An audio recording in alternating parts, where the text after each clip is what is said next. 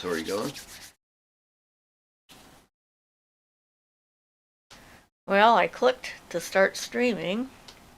There we go. It's starting. It just takes a minute. Okay.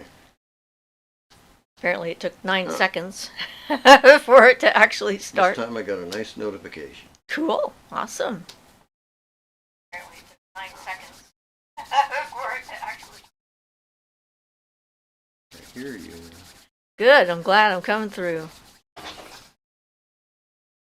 We'll probably get a few people today, but, you know, being a holiday weekend, we might have a low viewer turnout. What is that? Apparently, that is one of those things that's hard for me to say. Apparently, my mouth's not working either. All right. Awesome. Hey, guys.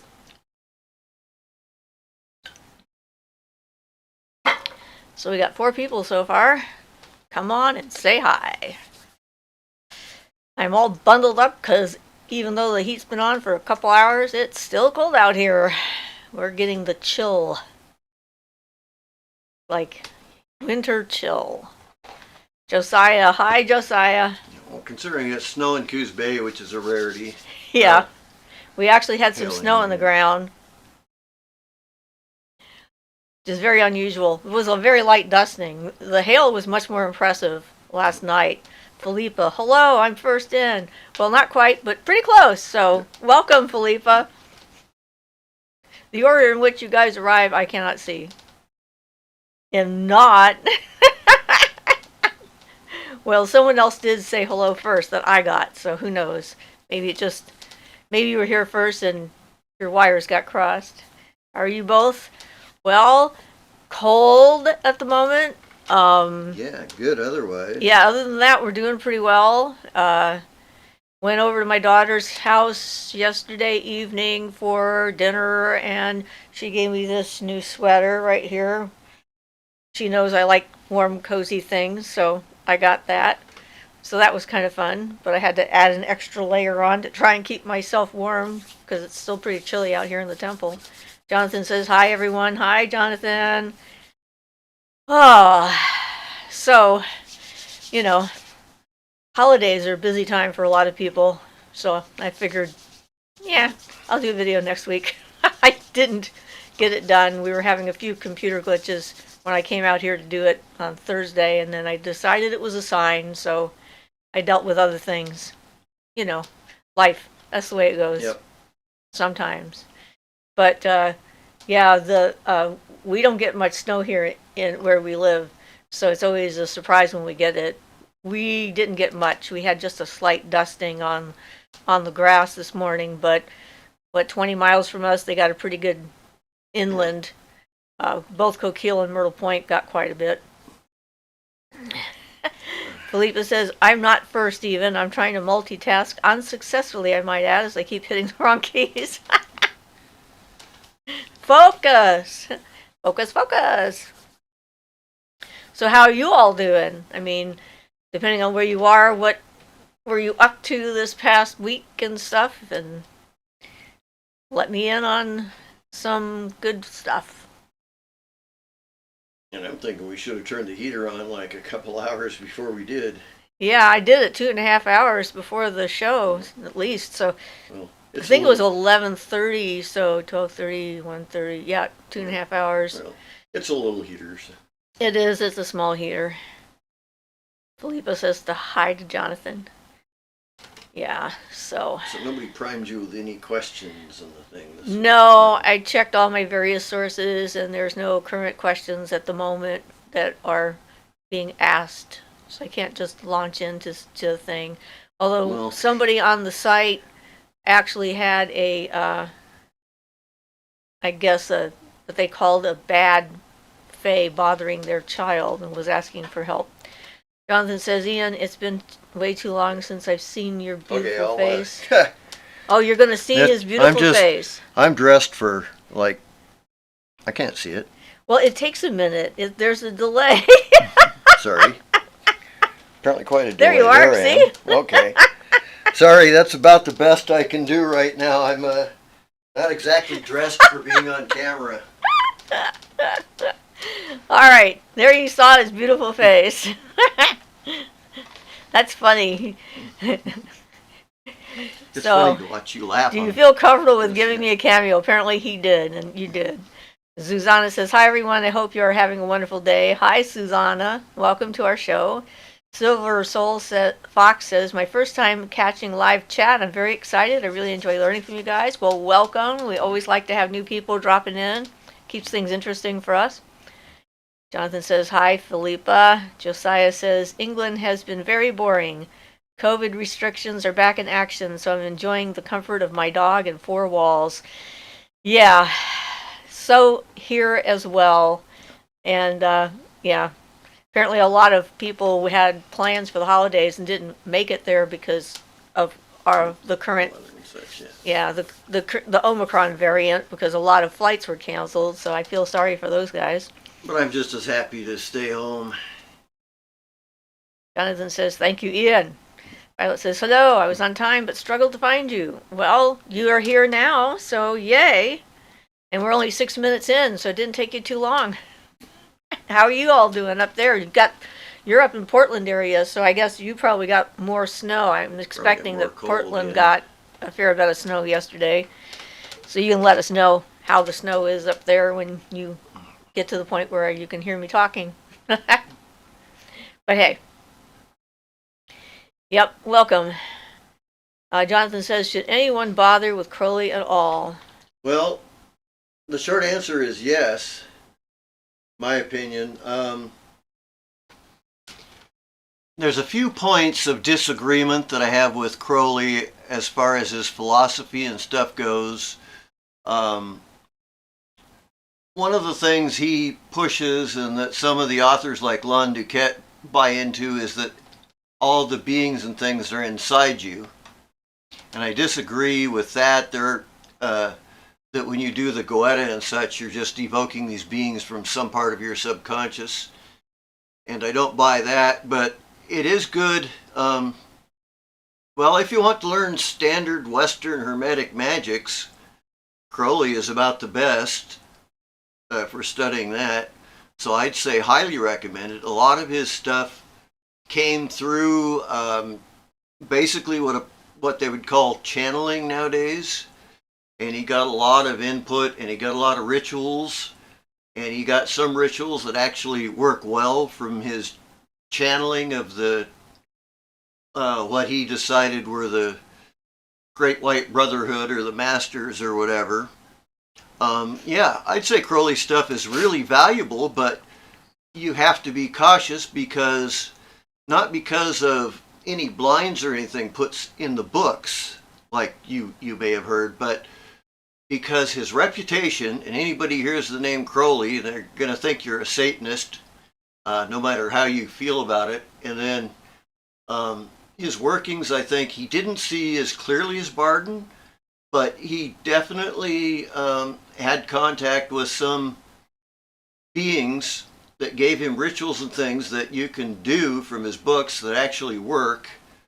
So I'd say yes, he's very well worth studying, but you have to be cautious, and it's complicated because he has added in the new eon and all the other stuff. So I would say yes, but with a little caveat there. And don't believe most of the stories you've heard about him, because most of them are just made up by the tabloids and things at the time. So yeah, my opinion is yes, but be aware of what you're getting into. So Violet says, woke up to snow. It melted. She says, I just got vision in the voice. That's a particularly good one. In fact, that can be very initiatory if you go through them one at a time. And he even recommended you read the ether ones ceremonially, like once a year. And I know that the Thelema Lodge down in San Francisco, I think that's where Thelema Lodge was, used to read them ceremonially once a year, and you could pick up some initiatory energy and things from that. If you could scry the ethers, supposedly each one of the ethers is an initiation in itself that will take you farther on the path to adeptship. And considering what he scried out of that, I see no reason to doubt it. So I'd highly recommend that one if you're into that style of things, Nokian and Western Hermetic magic. So, Silver Soul Fox says, do you ever scry or use that method to communicate with spirits? And if so, have you had any luck? I'm experimenting with communicating with my ancestors. Well, I don't communicate with my ancestors, but the spirits I have communicated with, some have come through the Ouija board in the beginning, which was kind of interesting. But mostly I had a direct connection with my higher self that I ended up channeling for a number of years, and with visions and seeing her and so forth, and having her, allowing her to come into my body and use my voice in order to communicate and bring her energy here. So, but I think that using a magic mirror is a good, potentially effective way of doing that. And you know, you can charge up make a scrying mirror and charge it up with that idea in mind, that you want to use it as a window or doorway to the other side, and invite specific spirits to come and communicate with you through that device. So it helps to externalize it, gives them a place to be without just sort of randomly filling up a space. And then when you're done, you can cover up the mirror, so you have a little more control over the situation. So I think it has some safety features that are in there. So Jill says, agreed. Shay says, hello all, lunch break at work. Siofra and Ian, good to hear and see you. Hi, Shay. Violet says, Ian, that was awesome on Crowley. Shay says, discerning, have to be discerning with Crowley. True. Jonathan says, thanks on Crowley.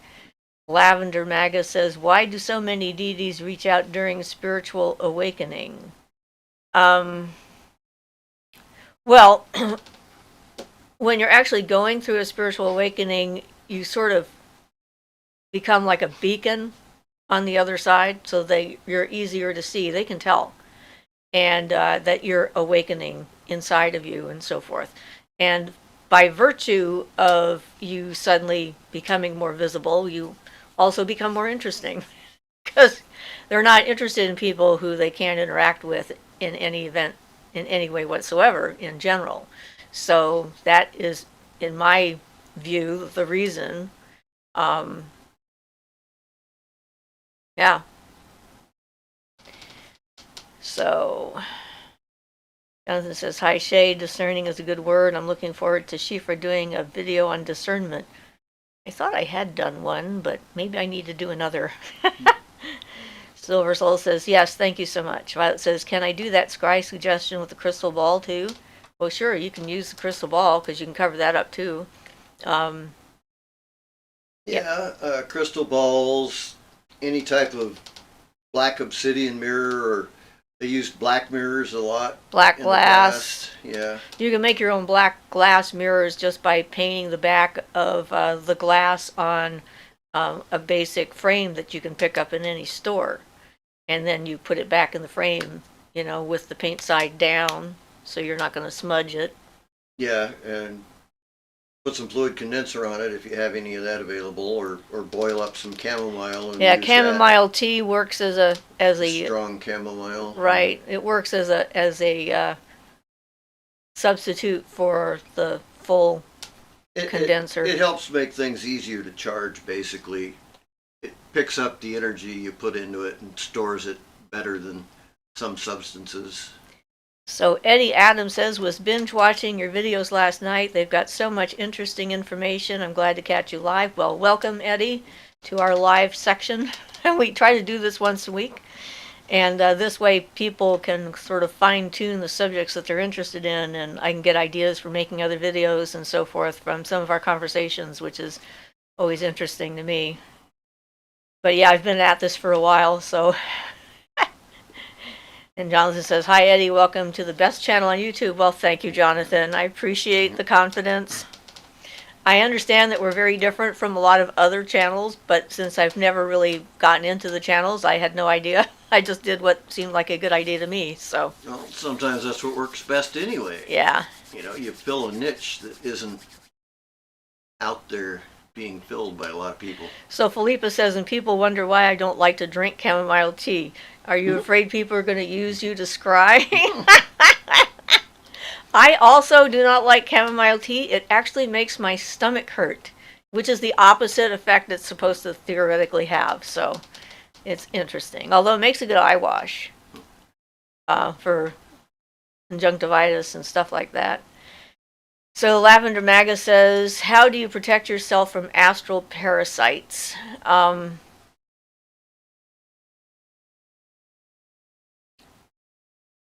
Know your own energy and don't bring anything that's not you back. The better boundaries you have in real life, the better boundaries you're going to have in the spirit. Yeah, and build up your aura, do some light workings and things, and just use your magical energy, and you'll build up strength, and those things will, to a certain extent, become automatically repelled from you. Yeah, you make them sick to their stomach. If you don't taste good, they don't want to be there. Yeah, and you know, you can create your own by accident through strong emotional things, and they will feed off you and encourage you to get back to that emotion. So be in control. Don't worry constantly about something like I have a tendency to do at times. Well, and if you think you've picked something up, you can do some basic grounding and cleansing exercises, like things that don't belong to you, that are external to you, will immediately fall off if you put your hands and feet in running water. The running water will pull foreign things out of your body, be they a spirit or thought form or attachment or whatever you want to call it. So that's a good thing to do. And then you can follow that up by taking a cleansing bath and, you know, doing some meditational exercises to increase the amount of light that you have inside of you. So Katie says, wisdom abounds here. And Jacqueline says, yay, I made it. Welcome, Jacqueline. Rachel says, hi. Jonathan says, hi to Rachel. Silver Soul Fox says, any recommendations on how to help me remember my trips in my dreams? My visions and journeys become fuzzy upon awakening in the morning. You are not alone in that. The way the human brain is structured, when you're in that kind of an altered state, whether it be dreaming or vision questing or whatever, you're using a special set of cells in the brain that are self-erasing. And so in order to maintain or retain the information that's in there, it's recommended that you start the process of writing things down as soon as you're back. And the process of starting to write out, even if it's a minimal amount of information, when you first start writing it, will re-engage the cells, and then you can access that information, and then you're transferring it from that extremely short-term memory to the long-term memory storage by writing it down. And the more you do that, the better you get at it, the more information you retain when you're going into the dream state or going into a vision kind of state or whatever, and working with the different planes. And so it's difficult. So Silver Soul Fox says, any recommendations on how to help? I did that one. All right, I moved that. Nico says, first time here as a chatter, love your content, and make it a point to always get to your live when I can. Well, welcome, Nico. Thank you for being here, and thank you for letting us know that you're around. So Lavender said, thank you. Nico says, thanks again. Jonathan says, hi, Nico. I'm looking forward to your questions. Looks like we have the idiot bot back, and Ian is taking care of it. Violet says, when Ian says he worries too, it makes my heart feel good, as I can do that too. Worry, worry, worry. So not alone. No. Yeah. People's brains often get into those kind of tracks. So controlling them, that's the trick. And not letting them take you over. Yeah. Keeping that sort of perspective, you know, the better you can distance yourself from what's worrying you and get an overview of it and put it into perspective, like when was the last time that something like this I worried about didn't happen, you know, it helps to sort of put those things in the hierarchy of worry a little bit below where they might feel like they are when you first have them. I sure wish YouTube could take care of that stuff. Jacqueline says, Ian, glad you are feeling better and the surgery was successful. Oh, so am I. I mean, he's just walking around doing stuff like putting pellets in the stove and going out and getting them out of the van and bringing them in without any kind of discomfort at this point. It's a nice just change than fantastic. hardly being able to walk around and do dishes. Yes. So much better. Nico says, thanks, Jonathan. Philippa says, hi, Violet. Eddie says, if you have anything to share about familiar spirits, I'd be interested to hear. I haven't seen many videos about familiars that aren't about physical animals like cats and dogs. Well, I have 2 spirit animals that are not physical. In fact, I had to call on them last night. I don't know if I've shared this or not, but quite a number of years ago, we met someone who was like seriously psychotic in a magical sense as well as a mental sense. And after we said, okay, no more, I believe, this is not confirmed, but I believe he is the one who sent a psychic attack at me in the form of a dog. And I haven't seen it for at least a year or a year and a half at least. And last night it was back, like in my face and growling. So I have, you can have familiars that aren't physical. They're easier to take care of in one sense. And they can change, but these 2, my bear and my panther, have been with me since the 80s, I'd say, that I've known about them. I may have had them before that, but not really acknowledged or understood or realized that they were there, but I became conscious of their existence. And actually worked with them somewhat in a guided meditation at one of the medicine wheel weekends that I did up in the Okanagan Valley in British Columbia. And so they've been around for a while. And they can be extremely helpful and useful to have around because they can be very protective and they show up sometimes spontaneously, like when I was doing my journey into the world tree and decided to go down the roots, my panther suddenly blocked my path, and it was clear that meant I was not ready to go down that route. And so I went back up and I took its advice. Sometimes it's a good idea to take their advice. But some people have them as physical animals, but a lot of people don't. So Violet says, hi, Philippa. Lavender says, how do you connect with your spirit guides for the first time? Well, you've probably connected with them and not known it for a while. It generally starts off as that small, still voice inside of your head that tells you when you're about to do something really stupid and says, maybe not a good idea. And in the beginning, we tend to ignore that voice and we go and do something stupid. And then we go like, yeah, I thought that was a bad idea, but I didn't listen to it. So maybe the next time I hear that voice, I'll listen. And then the next time we don't listen, it goes on for quite some time. And generally speaking, that's actually, your higher self, your spirit guide or whatever, trying to give you some really important pieces of information. And we slowly become aware of the fact that there is this alternate voice in us that's not us. And the best way to figure out exactly what it is and what is and isn't that voice is by getting to know who we are. And the better we know ourselves, the better able we are to tell when something is other than us.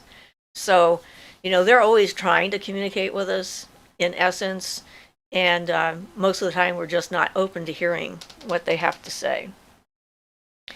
Jonathan says, Eddie, here in South Africa, there are black-hearted Sangomas who create familiars and sell them for sex and money magic. It's widespread. Barton calls them elementaries. It's a great topic. Elementaries are slightly different, though, than familiars. Well, yeah, but that might be more of a syntax thing. Yeah, could be.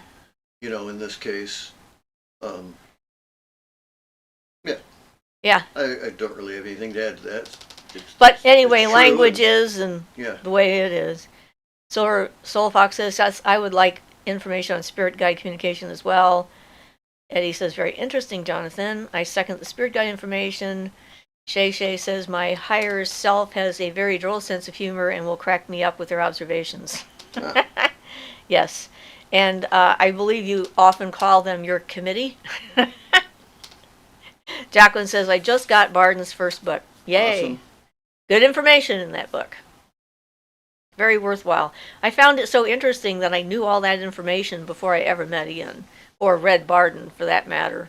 So I consider that that is a significant endorsement of its accuracy, since I must have figured this out from other lifetimes and experiences that I had. Well, one thing about Barden's work is you don't run into Steering any logical contradictions in his stuff. Everything makes sense from like a mechanical perspective. Shay says, yes, my steering committee. Violet says, way cool on Barden. And Violet says, my itty bitty committee. Josiah says, are there any kinetic-based abilities, and if so, have you ever manifested any kinetic-based abilities, such as telekinesis, aerokinesis, etc.? I've had telekinetic things happen around me, but I've never managed to do it on purpose. I think that things like that happen to me in an emergency. I mean, I've had some things that happen that can't possibly be real, and yet I was there and I know that they happened, that sort of defy physics. I think those events are fairly rare, though, and I don't think that that's something we can do on a consistent basis, because reality is, pretty powerful in and of its own right. It's like, imposing reality on everything. I mean, I've had things disappear and return in front of my face. What was it? Oh, my granddaughter just had that happen yesterday when we went to dinner. She lost a cigarette, apparently, and she knew she had one, and she looked all over. She searched her own body. She searched it everywhere. She went out and made another one, came back, and there it was, where she'd been looking. So, yeah. But that's not her ability so much as like a spirit being or something like that, having fun.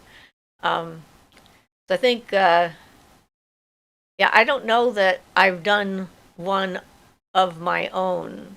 No, I've never had any kinetic things happen. I've had them happen around me, but I don't think I was the cause. I think they're entirely possible. Yeah. If not probable in some cases, but... Well, I've done some investigations where it was happening. That house in Coquille with that very angry old woman. We were all in the living room, and she was yelling at the spirit and calling it names and being very objectionable word-wise, and things in the kitchen started flying off the counter and onto the floor, so... I think she was the cause of that, but I don't think she was conscious of it. It was sort of an unconscious thing. Jonathan says, if you master initiation into dramatics, you can walk on water, communicate telepathically, control the weather, create beings to do magical tasks for you, etc. That's a lot of work to do. Well, that's just mastering his first book, though. I mean, basically, technically, if you master it, all 10 chapters, you should be able to do all that stuff. So that means starting at the beginning and going through the whole book. Yeah. So Jacqueline says, affirmation that what you are doing is a good path. Eddie says, just started connecting with guides and spirits outside to my deities. It's been confusing but exciting and definitely not what I expected. That's actually a good sign. I consider it a positive indicator when you have an encounter and it's not what you expected, because that means your internal expectations were not met, therefore it's less likely that you projected that onto the event. The more different it is from what you expect, the more likely it is to be real, I guess, would be one way of putting that. Well, that is one thing that teaches you, because, it's so totally not what you expected, that's, makes you think you're not imagining things as much. Exactly. With all the ghosts and things that I've met over the years, almost all of them have been unexpected. It's like each one has been a unique experience. There's no everything's the same whenever I go, and it always happens like this kind of stuff. So that means you're being in the moment and being present and paying attention, and those are all good qualities. Rainy Killa says, a few years ago I kept having sleep paralysis, and during these times I had this being hug me from behind, kind of like a loving partner, and it's happened multiple times. Do you think it was an evil being? Oh, well, if they were hugging you, were they trying to protect you? I mean, I don't know what your experience exactly was. So how could we tell if it was evil? Yeah, but generally, obnoxious beings will do something obnoxious, so I certainly wouldn't worry about it being evil if it was a pleasant experience like that. I mean, you know, beings, non-physical beings have a real, they're very prone to have to stay true to their nature. They can try to mislead you and stuff, but they can't really pretend to be something they're not. Not the ordinary realm of beings. Right.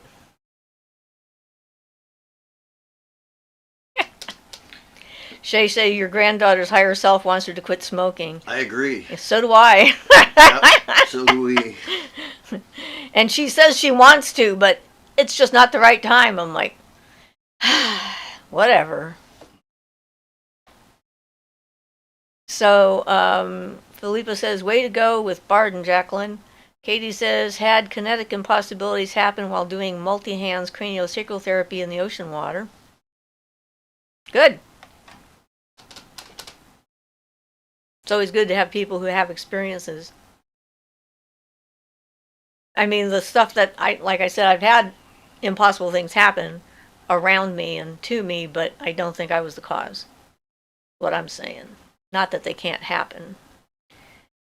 Violet says, I was 39 when I quit smoking. Congratulations. I hope she does it sooner. She's only 28. That'd be like another 11 years. That was somewhere in there when I quit. I'm not really sure. Oh, no, you were... To 26, yeah. 28. It was before we met. Yeah. So, we met when you were 27. Okay. It must have been before that then. Rachel says, do you know if gnomes try to impose their will over you? I've never heard of gnomes having the ability to impose their will over anything because they're a single element, and we are 5 elements to start with. So. But there is an aspect, Barden warns, if you abuse their friendliness or whatever, you can get under their power, but they're not trying to do that. If you accept like a bunch of favors that are close to being physical or something like that from gnomes, then you can have to work in their realm for a while after you die to sort of work off your debt, but they don't, my understanding is they don't try to do anything like that.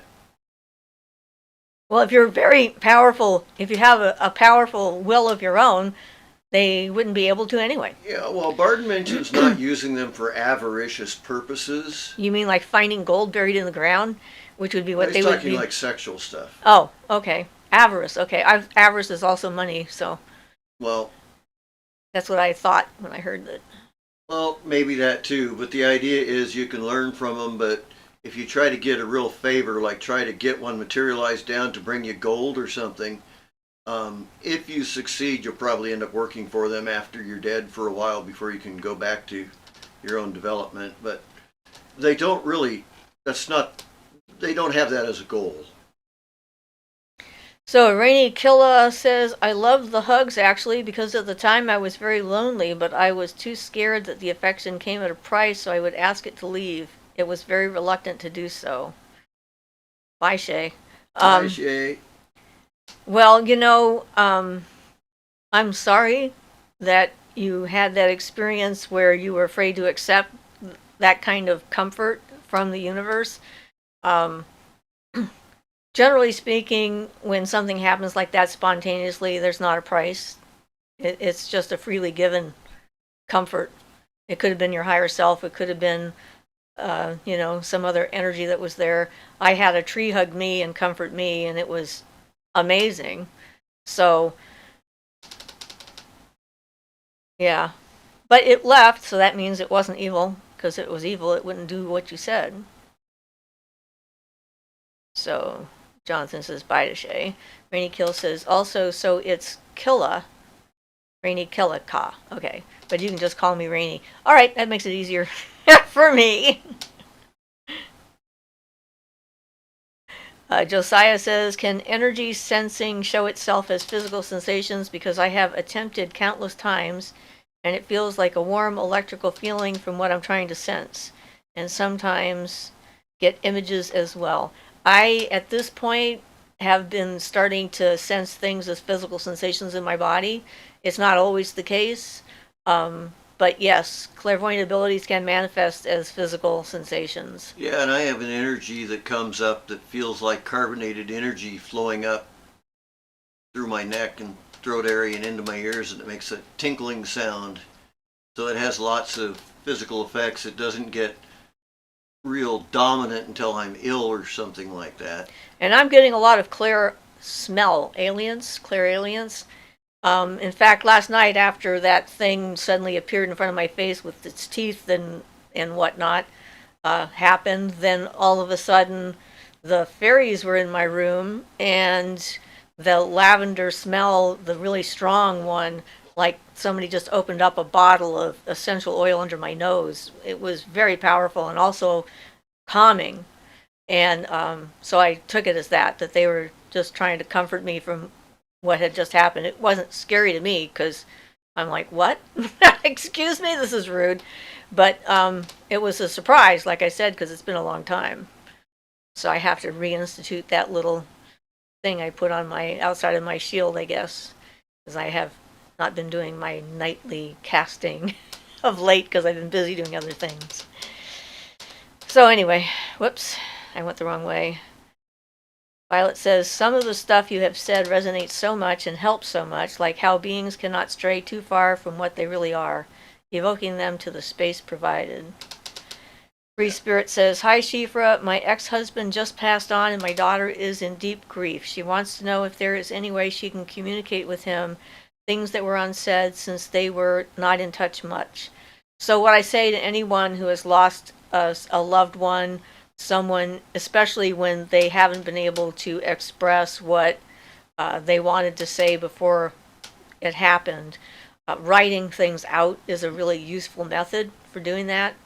So she can sit and write him a letter, and then you can, light a candle, say his name, say I'm speaking to the name of the person who has passed over, and something like, and I want you to hear this message from me, and then read the letter and express whatever grief there might be, knowing that that spirit is going to be there listening. And then when you're done, you can burn the letter and let it go into the other side. And that's a way of helping to externalize grief from the person who's experiencing it, and a way to communicate with someone who's passed on. So that would be my recommendation. Right back. Angela says, hello and blessings, Siofra. And chat. Hi, Angela.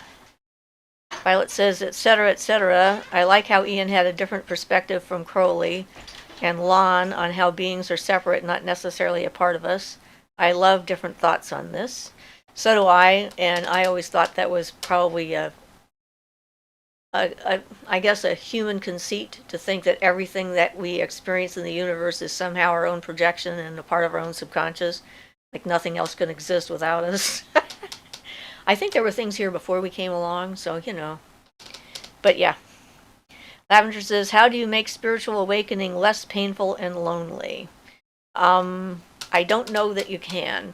The thing about a spiritual awakening is it comes with sudden realizations of your own responsibility for things that have happened to you and those around you, and a view of your own failings, I guess, or misguided attempts to do things and so forth. That's on one side, which is kind of isolating in itself, emotionally.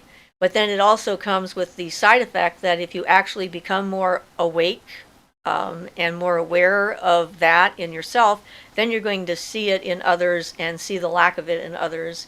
And people generally don't like to be around someone who's awakening, because it rubs them the wrong way, because then they get this impulse to look at themselves, and if they're not ready to look at themselves to see who they are and accept responsibility for their own actions, then they're just going to leave. So I think that that kind of isolation is sort of normal for the process. It's kind of like if you were an alcoholic and you had a whole group of friends who are also alcoholics, and then you went into treatment and stopped drinking alcohol, none of your friends who did drink would want to have you around them, because the fact that you quit an activity that they were trying to stay with would be like an unspoken condemnation of their lack of ability to quit.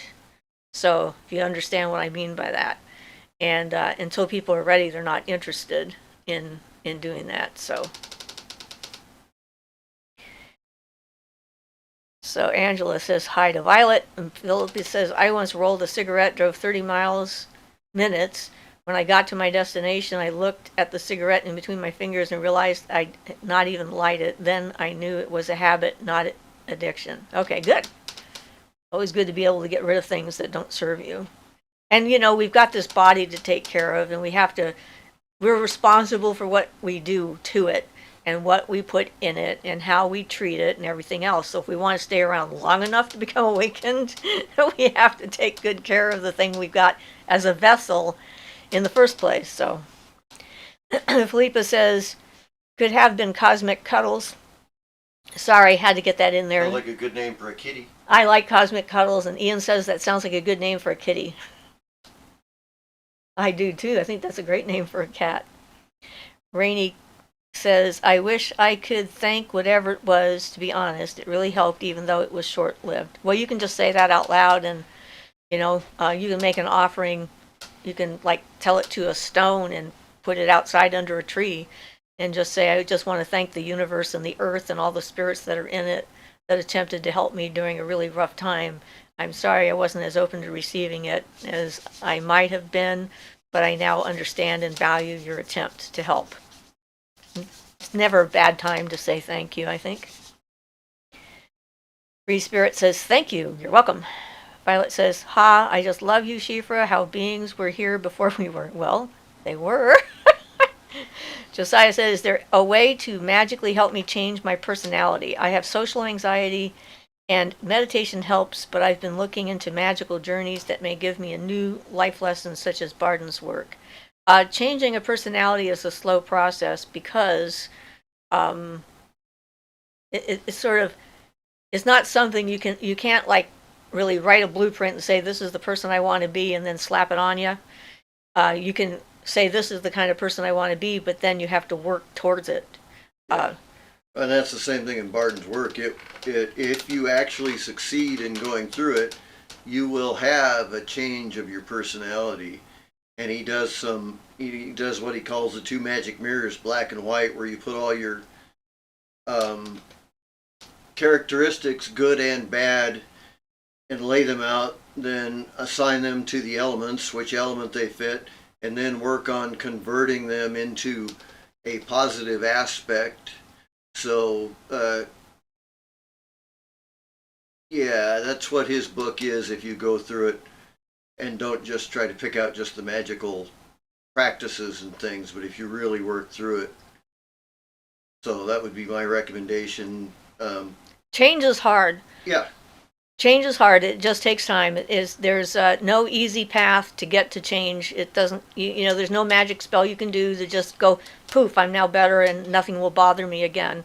Because if that happened, it would be a Band-Aid, and the first thing that came along that disagreed with your new perception of who you were, and you'd be right back to where you started, if not worse.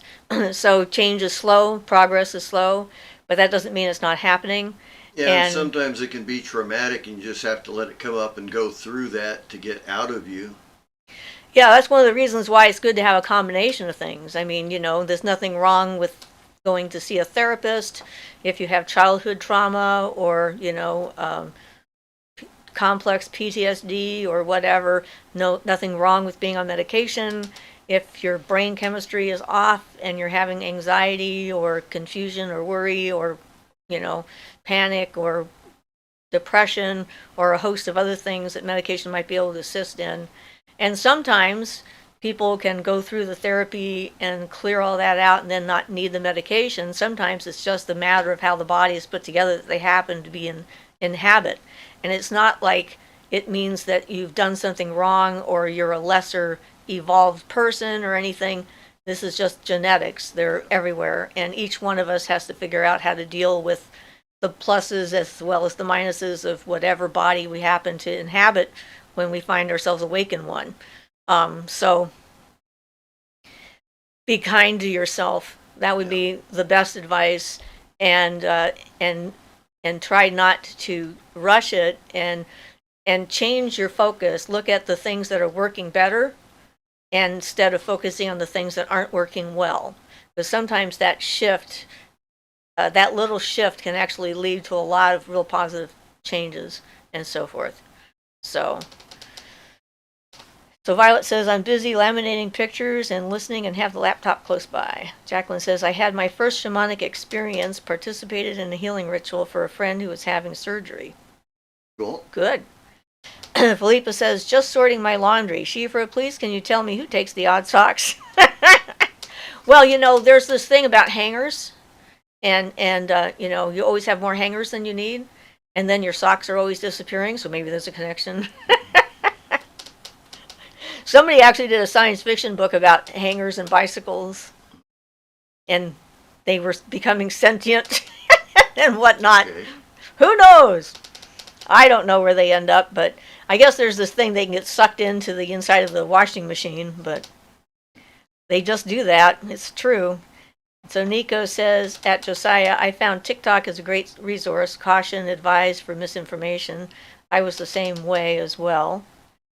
Rachel says, thank you, too, for sharing your knowledge and being patient and kind with us.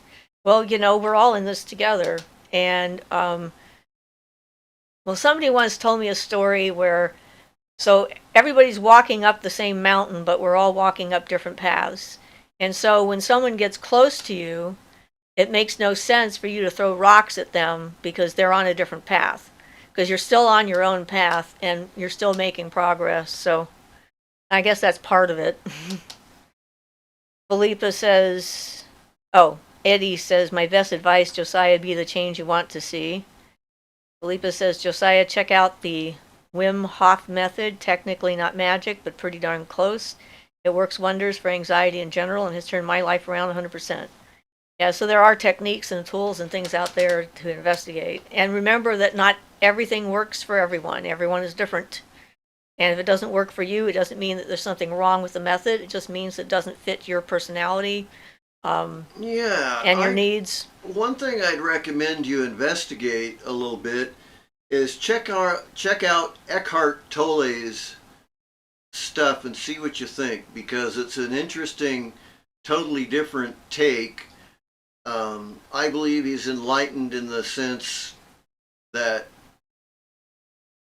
many of the people from India have become enlightened. So, but he's not about magic or mysticism at all. He is about meditation. Spirituality, but it's an interesting non-magical aspect from somebody who has really achieved something extraordinary. So Crystal says, wait, I have too many socks and can never find a hanger when I need it. See, there's a conspiracy That's out where there. they're going. Yeah. You have the socks. Yeah. Katrin says, I'm dealing with roughly a week-long migraine. Would anyone be willing to send healing energy? Well, certainly, if you want it, we can send you some energy right now. We see we've got about 26 or so people online at the moment, and we have your name right there. So let's do a little focus. I'm a Reiki master, so if you tell us where you are, it might help a little bit, but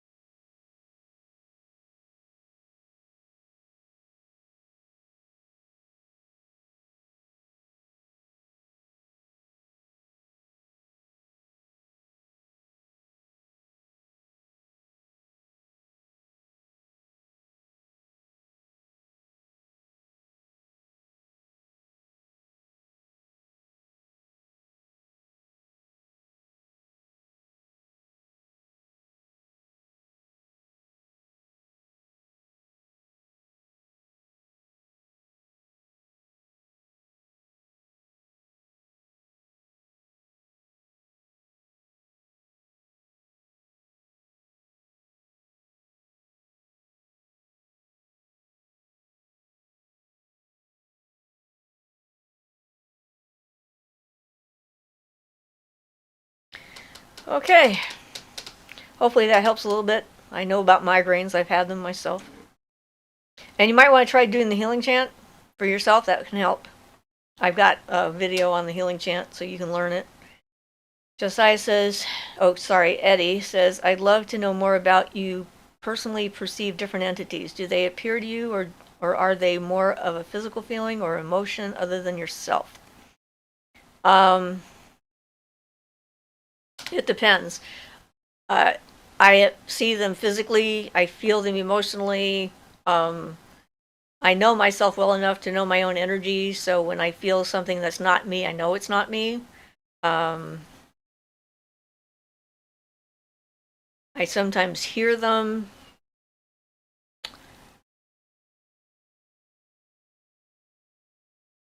So to me, thoughts, telepathy, the thoughts that we have in our head or whatever, each person I encounter has a different signature.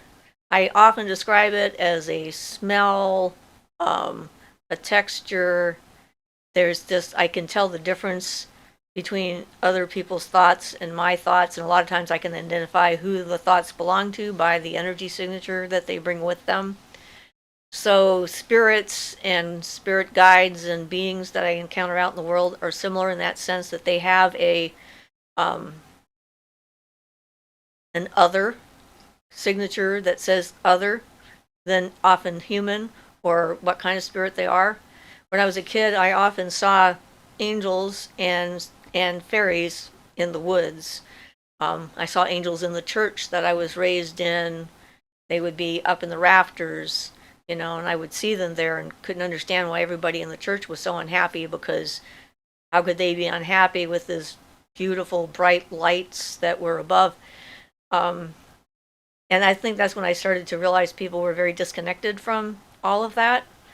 And it took a long time to articulate it because I was pretty young then. How many animals and birds and insects and plants that we have on this planet? The diversity of life here is phenomenal. Every area has its own special life forms. Every continent has its own, its own life and so forth that has evolved there. And I think the same is true for the spirits that exist in the world. So each area has got its own unique spirits that might be just for their area, and then others that are wider and have a broader view or influence or so forth. So being in tune with yourself and with the area that you're in is going to give you your best chance of encountering that sense of other. When I've met a deity, their energy is so completely different from humans and all the other spirit beings that I've encountered here around the planet. That is obvious to me that they are bigger than us, all of us and all of that. It's kind of like their energy is very unique as a feeling to it. And it's hard to describe the ones that I've encountered that close, that I've felt and seen and been noticed by, as it were. Makes me a little nervous sometimes when something like that notices me, but generally speaking, we're all on good terms, so that's okay. Don't know why they like me, but I'm glad that they do. So people often don't, but spirits apparently do, so maybe they see something people don't, I guess. People see reflections of their own images and in their own projections onto others. Projections, yeah. And the spirits are seeing who you really and that's are. just natural to people. Yeah, that's probably what it is. You think everybody thinks the same way you do and feels the same way you do and stuff, and it's just kind of normal, and then if they don't, you wonder why, and yeah. Yeah, projection is a difficulty for communication because it makes people not actually hear what someone else is saying, because they're projecting their own experience on the words that they're hearing, and the conversation in their head is changed completely into something else by the time you're done talking. So, yeah, we have a lot to work to do, all of us. But, yeah, so that's the best I can do at the moment. I'm an empath, so emotion is definitely a big thing for me. Josiah says, thank you, everyone, for your insights. It's really helpful. I'm looking more and more at myself and found that I'm suppressing myself. I'm tired of holding back both magically and emotionally. Rachel Sykes says, done. Katrin says, it has helped a lot. Thank you all. You're welcome. We're so happy that it has helped. Jonathan says, is it dangerous to invite beings to our astral temples? Should we rather keep them private to ourselves? Very good question. I think if you're working with a deity, it's not a problem if you're already working with them to invite them into your astral temple. But yeah, your astral temple is kind of like your sanctum sanctorum, your sacred space, and your private space, and it's sort of like your fortress, your spiritual fortress, and so forth. But I mean, I used my astral temple as like the platform through which to go into the different elemental kingdoms to see them, and then come back into the astral temple, and then back into my life. Yeah, and if I wouldn't be concerned if I was using it for a deific form, like bringing some form of an actual deity in that's benign and doesn't have harmful aspects, then I would have no problem inviting them in. Well, you know what I said about, as you're progressing and so forth and awakening and you put out a light that they notice, you build your own astral temple, they're going to notice that too. And it's like sort of a neon sign that says where you're at as far as your development is concerned. And so certainly some various deities or spirits that work with you could be attracted to it too. Yeah. So Josiah says, I am curious of protection magic for my house, but I'm wondering what spells I could use to help me set up boundaries. I did a whole video on psychic protection spells. There's things you can build, there's things you can do. Actually did a playlist that has a lot of that stuff in it for personal development as well as environmental stuff. Things that you can make that assist with you are like cross brooms and witches balls and witches bottles, and then casting a circle, putting certain stones out. There's a lot of people that are seriously into salt lines and circles, which I find funny to me because, learning this in the beginning, no one ever mentioned salt.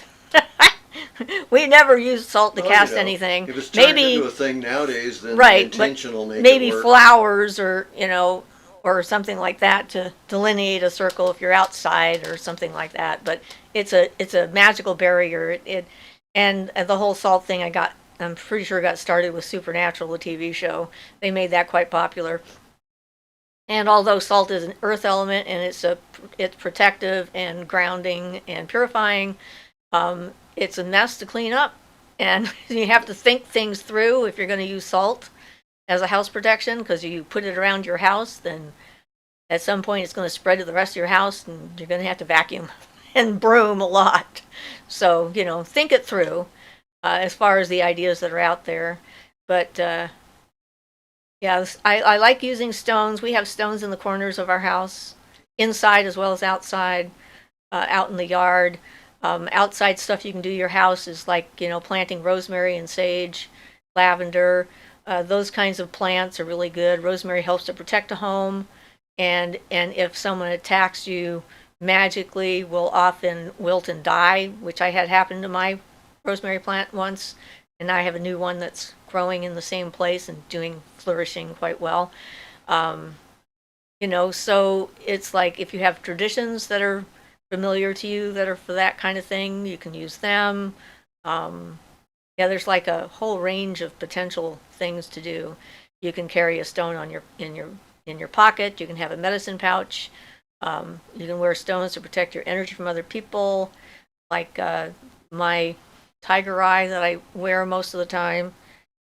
I wear this when I go grocery shopping especially, but that kind of thing. So there's a lot. So watch those videos. Philippa says, I'd heard it was best to keep them private as far as the astral temples are concerned. Jonathan, awesome, Katrin. Nico says, one of two, Siofra, my dad's side of the family, has Native American blood, and I think I'm the last that could be considered on paper blood-wise. Do you think it would be rude to reach out? I'd really like to learn their practices since they're not exactly a big tribe, and to carry it on. Well, if you're a blood relative, I don't see any reason why not. I'd cautiously approach and tell them, a little bit about yourself and say that you are hoping to learn some traditional practices and things. It's going to depend upon the tribe and if they have elders, if they still exist.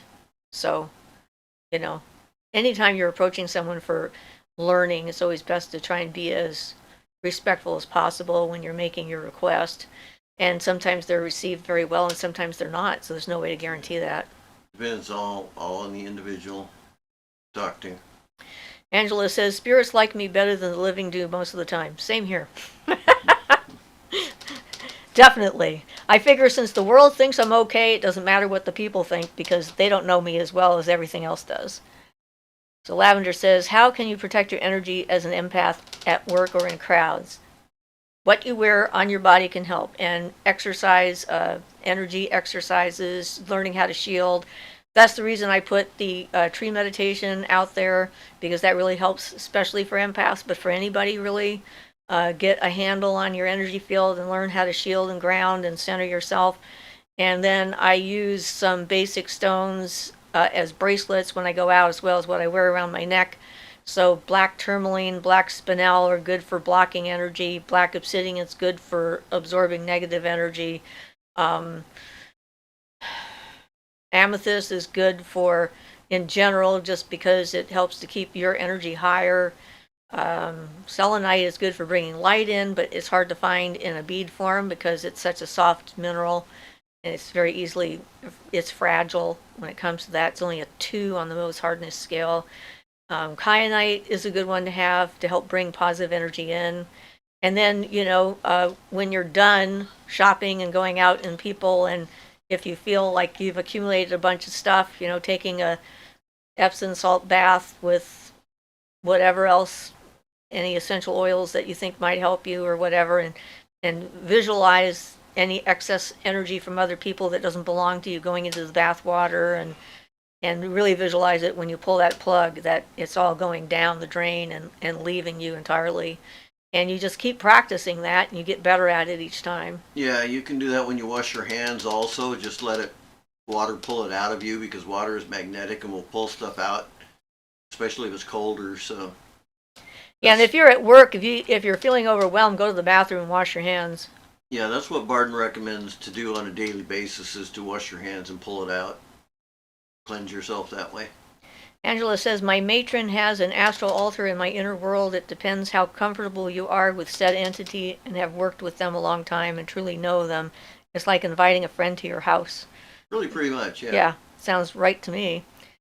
Jacqueline says, Josiah, use what you think is right. I use mirrors in the windows of my bedroom and magic room. I do that too. I have mirrors in all of my windows in my house facing out, so any negative energy coming at me is reflected back to who sent it.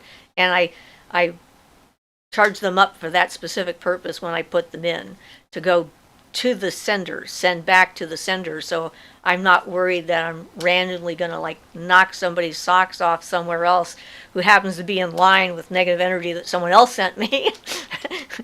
It's theirs. They need to learn how to deal with it. It's their responsibility to deal with their shit, not mine. So here it is. It's yours. Take it back. Yeah. It's so yeah. Agreed.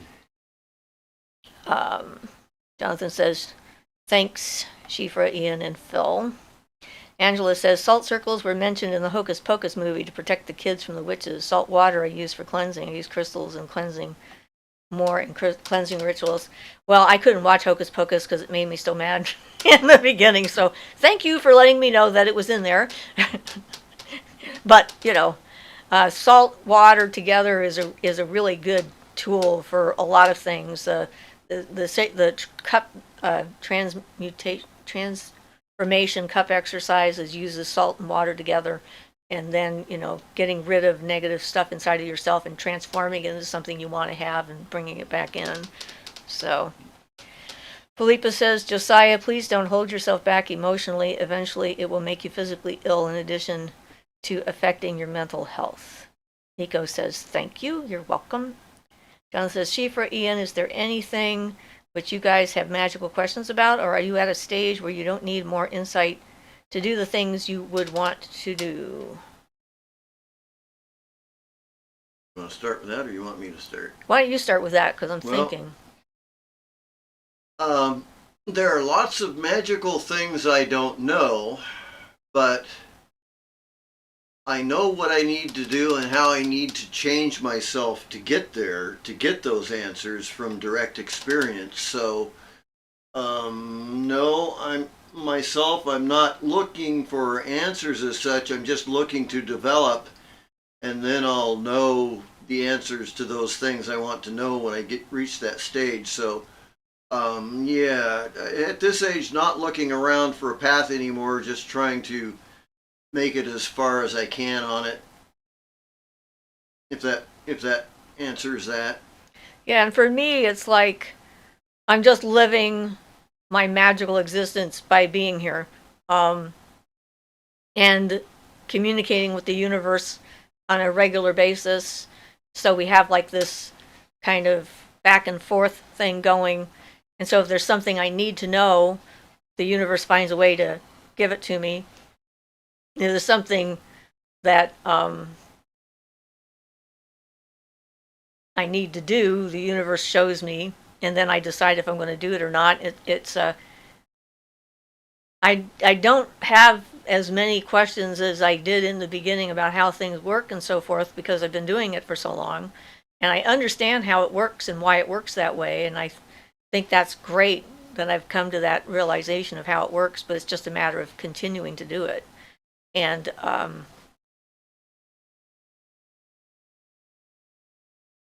so I guess I don't have any actual questions, which is why I make a terrible person for a psychic medium to read.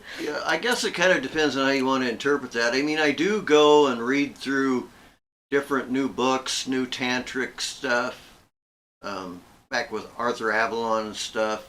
So I do want to learn more, but I guess it's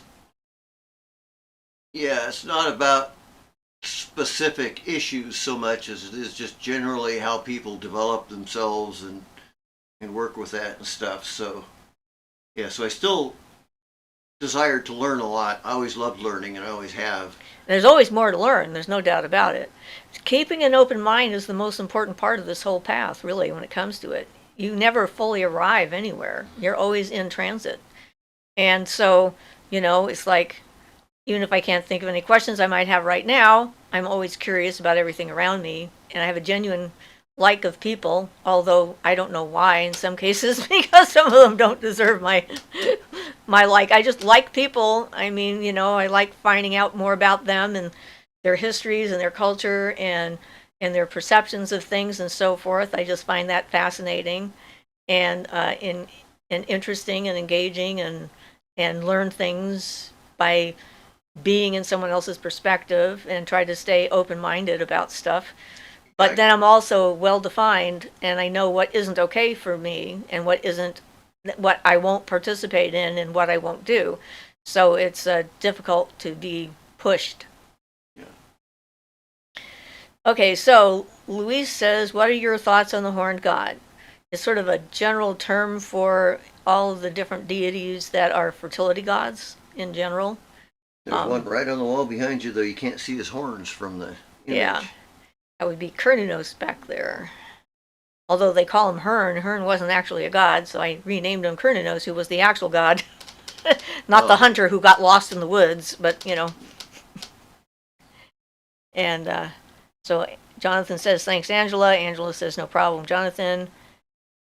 Angela says, oh, that's interesting. I'll have to try that next time with some salt water. Felipa says, Judica mentions salt circles and 5,000 spells, I'm sure. I'm sure she does.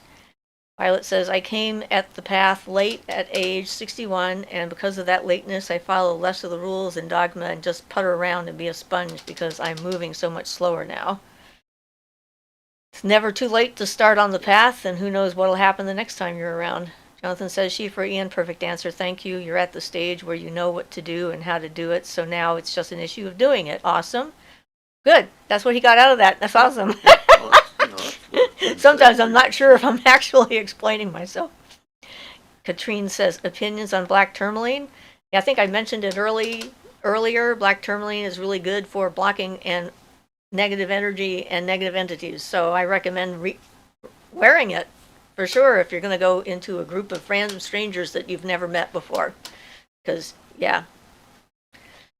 So Crystal says, in Japanese culture, salt is frequently used for purification. You don't need to waste it by throwing it on the ground. Just put it in little dishes at the corners. Well, that seems safer. Or you can do jars around here because, if you've got pets or something, little salt dishes. Yeah, and it's pretty useful since salt represents earth. You can also use it when I'm going to make a talisman or something and I want to cleanse it by the elements. I usually put it in some salt or sprinkle some salt on it and focus on the earth element pulling out all the impurities and then throw that salt away. Yeah. Yeah, I like that idea. So for people who want to use salt now, you have a better way of using it, maybe. Well, it works, and I like it because it's representative of the earth and you don't get something all dirty. Well, the pagan community in general is very upset about the use of salt outside because salt destroys the biodome. The soil is damaged by having salt put on it. And I've seen that talked about a lot, which is why I mentioned that, if you're doing protection stuff, maybe a circle of salt around your house is not a good idea because then you have that salt is what they use in order to make land infertile. Yeah, you're talking a lot of salt. If you're going to cleanse a talisman, it's probably like the size of a quarter. And you can put it in your garbage can. You don't have to pour it on the ground. So.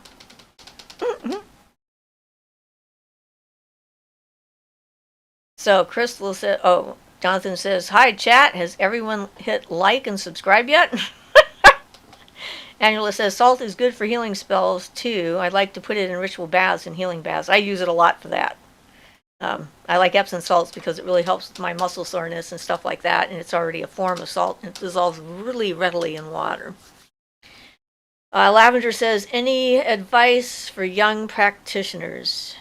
Don't get worried if it seems to be taking longer than you would like. It's, in fact, I'm thinking of doing a video on the different stages of magical practice, starting with the beginners and, intermediate, advanced, etc., and talk about what I can remember from those different stages and what you can expect. Usually in the beginning, things are incredibly overwhelming. There's so much information out there coming at you from every direction. You ask a question, you might get a million different answers. You do your research on YouTube or Google or whatever and get contrary information and all this other stuff. So asking questions of people that you can trust that know what they're talking about is a good idea. Someone who actually has been in practice for a long time and has got an overview of stuff. And not to rush it. A lot of times the changes that you experience when you're first starting, you might suddenly have this feeling of connection with all things out there, like life, trees, etc. And it's very exciting and wonderful. And then all of a sudden you don't feel it anymore and you think something bad has happened. But in reality, it's just a process. We ebb and flow when it comes to that understanding or feeling of that connection. And it's the way we process information. Like when I was learning to teach dance, one of the things that they did was you only learned for about 50 minutes and then you had to take a 10-minute break. Same thing when I went to massage school. They made sure the classes weren't longer than 50 minutes and then gave us a 10-minute break because your brain can only absorb and assimilate a certain amount of information and then it feels overloaded and then nothing makes sense. So making sure you have a balanced life is important. You have to take care of other things too, not just magic. Give time for your meditation and so forth. Don't yell at yourself if you miss it. You just keep moving forward and learning more, and it will pull itself together. And whatever it is you're interested in, you'll find a bunch of people out there who are interested in it as well. So that would be my advice. Katrin says, awesome, I need to pick up some black tourmaline then.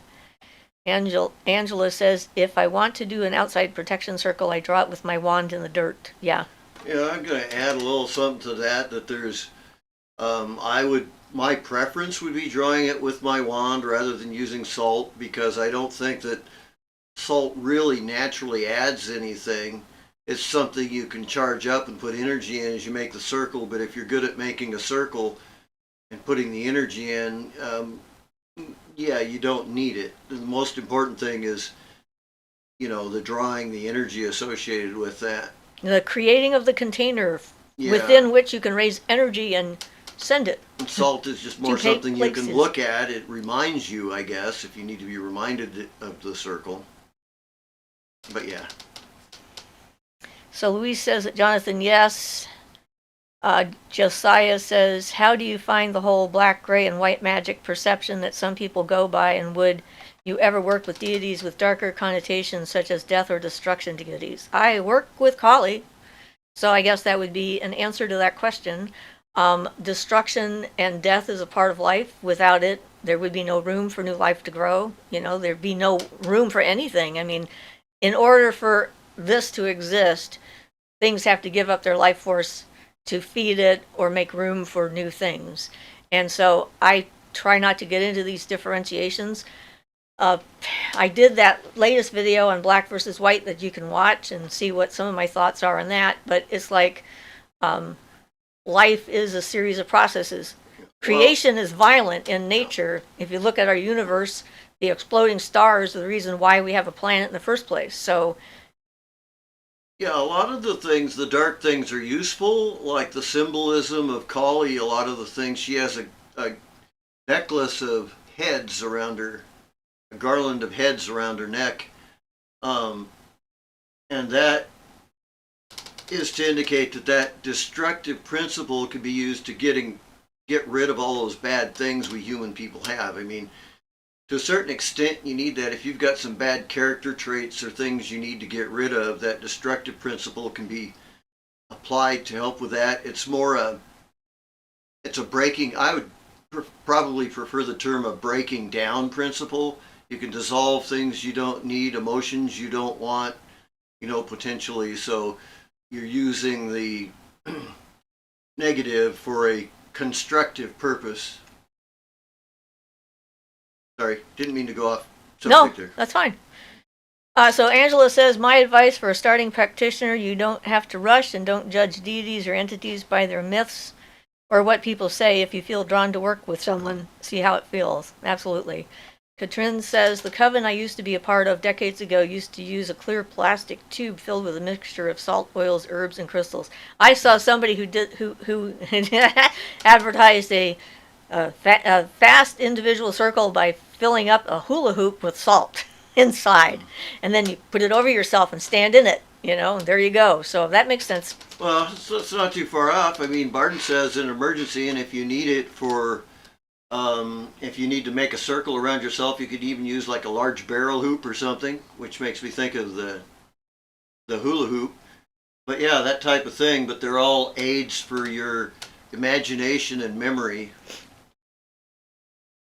So Angela says, sometimes people rush or don't take opportunities because of how some ancient stories make them feel. This is true. There's bad press out there about a lot of things. The Fae is a pretty good example. I mean, we started watching this TV show called Elves, which was made in Denmark, and stopped pretty quickly when we discovered that they were flesh-eating monsters. I'm like, okay, that's enough of that. I don't need that. Yeah, well, that's the thing. Westerners often interpret a lot of Kali's negative symbols. Not that she's not powerful and could have a destructive aspect, but yeah, that can all be used to your good if you stay on her good side. So Katrin says we had a little connected piece that we could put on the sealed ends of the tubing so we could use it as a dedicated portable circle. It's a great idea. So Josiah says, what's the most effective way to charge objects for you? Figure out, one, what I want to use the object for, so what kind of energy does it need? Once I figure out what kind of energy it needs, if it needs an elemental energy or a planetary energy or some other type of energy in general, like love or, what have you. Once I know what the energy I need to charge it with, then I use something that is associated with that. That's why I have all those wands. So I can charge things up with a wand. Protection, I've got Mars and the sun at the moment, that kind of thing. So there's not one way that I'm most comfortable with. It's just like practical. And use the visualizations like Mars, is going to be red. It's the normal color associated with Mars and those aspects. And Mars is a very active energy that can also be used for healing.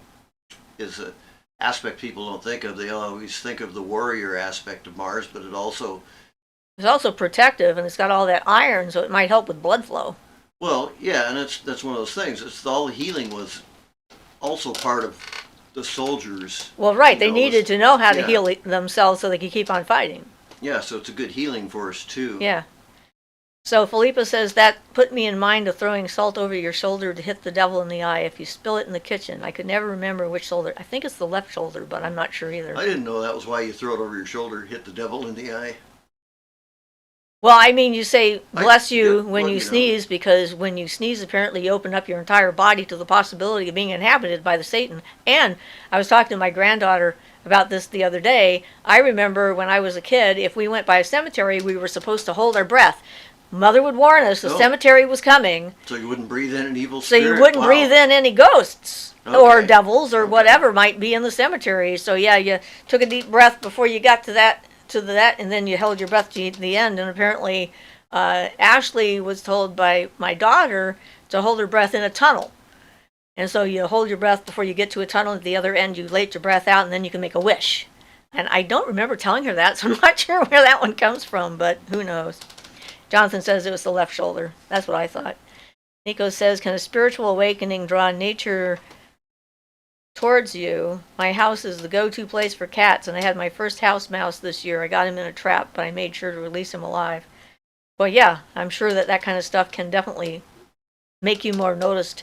And nature spirits and fae and stuff like that notice magical people. It's one of those things.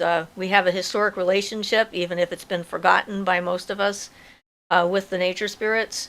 And the kinds of energy that we use and the kind of energy we're trying to change in ourselves is something that they're attuned to. So, yeah. But you also have to have good boundaries. If you don't want mice in your house, you have to let the mice people know that you'll let them out this time, but if they keep coming back, they may not make it. You know, you sometimes got to be firm. You know, need to hold your boundaries. I tried being friendly with spiders for a long time, and they responded by getting more friendly with me and crawling on me. I was trying to be friendly with them to keep them out of the house, so gave up on that, decided I can't deal with spiders. So Philippa added, so used to chuck the salt over both shoulders until I figured it was wasting money and resources. Mary says, hi, made it. Hi, Mary. Just got off work. Hope you're all well. Yes, we are well. We're almost warm enough now, but it's still chilly in here. It's amazing. Violet says, another visualization tool to make a protective seal around your aura is use a spritzer of spray, and I use my perfume. I suppose that's a possibility. Well, yeah. Although I can't use perfume generally because I start sneezing. Perfume or incense or something. Yeah. Yeah, it depends on your body. But hey, there's a lot of different methods. And I'm in a space too small, I can't use incense. That's why we got the spray sage now. It actually works pretty good. I used it in the living room a couple weeks ago. Yeah. I just sprayed it through the house, and it just had this nice afterglow kind of thing. It works really well. Yeah. Angela says, oh, that's a cool idea, Violet. Yeah, lots of things you can use. Crystal says, I've heard of holding your breath when you cross bridges for the same reasons. Oh, okay. See? It's just like... And then there's this weird thing that you see in TV shows that spirits can't cross running water for some reason. I'm like, what? Where did they get that? I don't know where they... And I've not found that to be true. So, I don't know. Really. Just TV, probably. I don't know. Who knows? Well, you know, that's where most of the vampire lore came from. TV, really. Angela says, do you have any tips for how to work with the Fae? I tried making offerings to them early in my practice, but wasn't ready at the time. Now and any clue how to reach back out? Well, the offerings is a good idea. Give them a little space, you know, that you decorate. Put a little statue out there. Put pretty rocks around it. Plant some sacred plants like lavender, rosemary, sage, whatever. But, you know, even though I don't work for them, and I sort of work with them and they kind of work with me, but it's not the same kind of relationship that you generally think of when you're working with spirits. It's like they have their own concerns and their own things that they are doing, and for some reason they're interacting with me periodically, like coming into my room and making it smell really good, which is kind of nice. So I don't know what else to say. They'll notice us, though. Nico says, great info, thanks, you're welcome. Katrin says, someone told me when I was a child that we cover our mouths when we yawn so spirits don't steal our teeth. Oh my goodness. What a terrifying world we live in, where spirits are entering our body, devils are coming into our body. It's like, wow. No wonder we're having so many trouble. Jonathan says, who is the one person watching live who hasn't hit the like button? I have no idea. Socks. Philippa says, we were told in history class that as sneezing was one of the symptoms of bubonic plague. That's why we bless someone sneezing in case they die soon after. I think they made that up later. That was a historian that came up with that. The Misty System says, hello, happy holidays. Hi. Violet says, I have a Medusa statue coming to be my protection. Any good thoughts to consecrate and welcome her? Well, I think she's a great statue to have that. My daughter, I printed up a picture of her. My daughter still has her on her front door facing outward on the inside of the door, so no one can actually see her face but feel her energy to keep negative people from walking in her door. So I don't know. Do what feels right. Find out if she wants oils or smoke or what have you. Crystal says, in China and a lot of Eastern Asian cultures, hungry ghosts can't cross running water. That's part of why they might try to hitch a ride on you when you cross a bridge. Okay. I really don't know where these things come from, but, you know, whatever. Josiah says, what is your opinion on love spells being cast on people? I've seen it a lot in movies, and I've always thought that it seems really unethical to do that to someone. Always wondered if it's possible. Well, it's possible to make someone enamored of you by casting a love spell, but you aren't going to get real love, because true love is built on trust and honesty. And so if you use magic to try and coerce someone to pay attention to you, what you have is not love, it's something else. So you're right, it doesn't work. Yeah, I had a friend who tried that one a lot, and he was successful most of the time. He was the one friend who always managed to get himself into trouble with the stuff he did magically. So they worked for him, but they never worked in exactly the way he imagined, and one of them ended up with him getting into trouble for being with an underage girl was the sheriff's daughter of the sheriff of one of these local Oregon towns here, and he believed she was over 18 and she wasn't. So that was one example of what can happen to you with a love spell thing. So Angela says, I think the running water thing comes from because a water is used for cleansing, so if the spirit crosses the river, maybe people think they'll be cleansed. I don't know. Seems dangerous to hold our breath so much, Mary says. I agree. Time, I know. It's getting that time. Angela says, oh, I would place her near a doorway or on a bedside if it were me. So, okay. So, guys, we've got 2 minutes, so I guess it's time for us to wrap up. I'm glad that it all worked out, that we're here, and this is awesome. Yeah, it's been a really nice one today. Yeah. Thank you all. It's been a great conversation, guys. We really appreciate it, and hopefully we've helped some people feel better about themselves during this particular live show. And it's like, you know, remember we're all different. No two people are alike, and what's important to one person may not matter to someone else. So taking care of yourself is important. No one else will do it for you. Thank you all for being here, and blessed be. Yes. And we'll see you next Sunday. Now we can go in the house Angela and get says warm. it's a really fun live. Yes, it has been. Yeah.